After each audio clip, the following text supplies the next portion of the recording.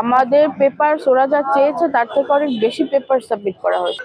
আমি তো জানি যে আমার দল থেকে যেই পেপারস গুলো সাবমিট করা হয়েছে কি কি ঘাটতি আছে, আদৌ আছে কিনা, কি কি জমা দেওয়া হয়েছে সবই তো আমরা জানি, আমি জানি। তো আমাদের পেপার ওরা যা চেয়েছে তার থেকে অনেক বেশি পেপার সাবমিট করা হয়েছে, বেশি কমিটি সাবমিট করা হয়েছে। প্রত্যেকটা কমিটির পাশেও সেই অফিসের ঠিকানা সহ আহ্বায়ক সদস্য সচিবের ফোন নাম্বার সহ সাবমিট করা হয়েছে। আলাদাভাবে ডকুমেন্টস দেওয়ার পরে আবার লিস্ট আউট করে তাদেরকে দেওয়া হয়েছে।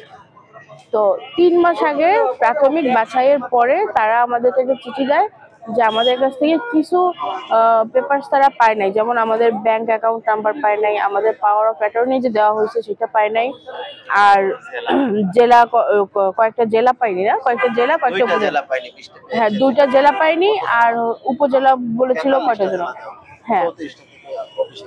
তো এটা এই চিঠি দিছিল 3 মাস আগে। তখন আমরা এই ডকুমেন্টস গুলা প্রপারলি রেডি করে এখানে সাবমিট করি। সাবমিট করার পরে 3 মাস পরে এসে এক একটা আমাদের অফিসে 3 থেকে 4 বার করে অডিট করছে। অডিট করে এরপরে আবার আমাদের বিভিন্ন জেলা উপজেলা যাই নাই, আমাদের কনসার্নে ছিল যে এরা আসছে না কেন, তখনই কিন্তু নিজেদের ভেতরে একটা কাজ করছে যে এরা তদন্তে কেন আসছে না। এবং আমাদের কয়েকটা জায়গায় কি করেছে, আমাদের পটিয়ায় ওখানকার আমাদের যে আমাদের কেন্দ্রীয় নেতা আছেন তিনি যে দেখছেন যে ওখানে আমাদের অফিসে আমাদের আহ্বায়ক, মানে আমাদের কমিটিতে দেওয়া আহ্বায়ক, সাবেক আহ্বায়ক, যে কমিটির মেয়াদ শেষ হয়ে গেছে সেই কমিটির আহ্বায়ক আম জনগণের দলের ব্যানার নিয়ে ওখানে বসে আছে। বিষয়টা কিন্তু ডিপলি চিন্তা করতে হবে। মানে বিষয়টা কি হয়েছে, আমাদের দলের কমিটিটা থেকে দেওয়া হয়েছিল, সে একটা দলের থেকে টাকা খেয়ে আমাদের কাছ থেকে আবার অফিস ভাড়া নিয়ে সেই অফিস অন্য আরেকটা দলের হয়ে দেখাচ্ছে। এটা আমরা হাতে নাতে ধরতে পেরেছি বিধায় এটার বিষয়ে জানি।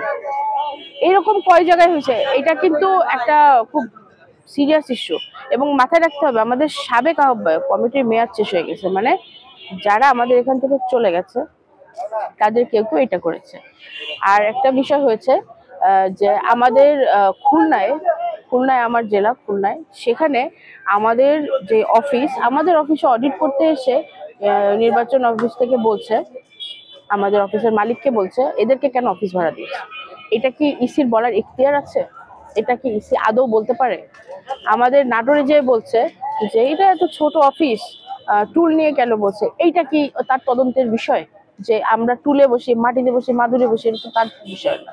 আর আমার কথা হচ্ছে যে একটা নির্বাচন অফিসে, মানে একটা রাজনৈতিক দলের নিবন্ধন দেওয়ার জন্য আসলে কি ক্রাইটেরিয়া রাখতে হবে, যে একটা ডেস্টিনির মতো একটা এমএলএম কোম্পানি খুলে কিছু টাকা পয়সা দিয়ে নিবন্ধন নিয়ে নিব, রাজনীতির সাথে সম্পৃক্ততার কোনো প্রয়োজন নাই, দেশের যে পরিস্থিতি সেগুলো নিয়ে কথা বলার প্রয়োজন নাই, অসঙ্গতিগুলো নিয়ে কথা বলার প্রয়োজন নাই। তারপরে আপনার যে ফ্যাসিবাদ তাড়ানোর জন্য তারেক, আমাদের দলের 7 জন শহীদ, এরা যেই পরিমাণে পরিশ্রম করেছে, যে কষ্টগুলো করেছে, এগুলোর কোনো প্রয়োজন নাই। একটা এমএলএম কোম্পানি খুললাম, এখানে আমরা একটা হোটেলে মিট করে 1-2 কোটি টাকা দিয়ে দিলাম, আমাদের নিবন্ধন দিয়ে দিল। তাইলে আমরা এই রিস্ক নিয়ে, আমাদের লাইফ রিস্ক, শুধু একজন যখন রাজনীতি করে তার কিন্তু পুরো ফ্যামিলি ওই রিস্কে থাকে, ফুল ফ্যামিলি। হাসিনার আমলে আমার বাবার প্রায় 50-60 লাখ টাকার সম্পদ, মানে দোকানের সম্পদ, রড সিমেন্ট যা ছিল একদম ধূলিসাৎ করে দিয়ে গেছে বুলডোজার দিয়ে। যে সকল কর্মকর্তারা এই কাজের সাথে জড়িত ছিল তারা কিন্তু এখনো ওইখানেই বসে আছে, তাদের বিরুদ্ধে কিন্তু কোনো ধরনের ব্যবস্থা নেওয়া হয়নি, আমরা ব্যবস্থা নিতেও চাই না, কারণ আমাদের ওই প্রতিহিংসার জায়গাটা আসলে কাজ করে না। তো নির্বাচন কমিশন থেকে যা করছে, এটা নির্বাচন কমিশনের আসলে চিন্তা করা উচিত যে কি করছে। ডেস্টিনির মতো দলকে তারা নিবন্ধন দিচ্ছে, কিন্তু আমাদের দলের কার্যক্রম সম্পর্কে তারা জানেই না। তারা তারেককে দেখে বলে যে কে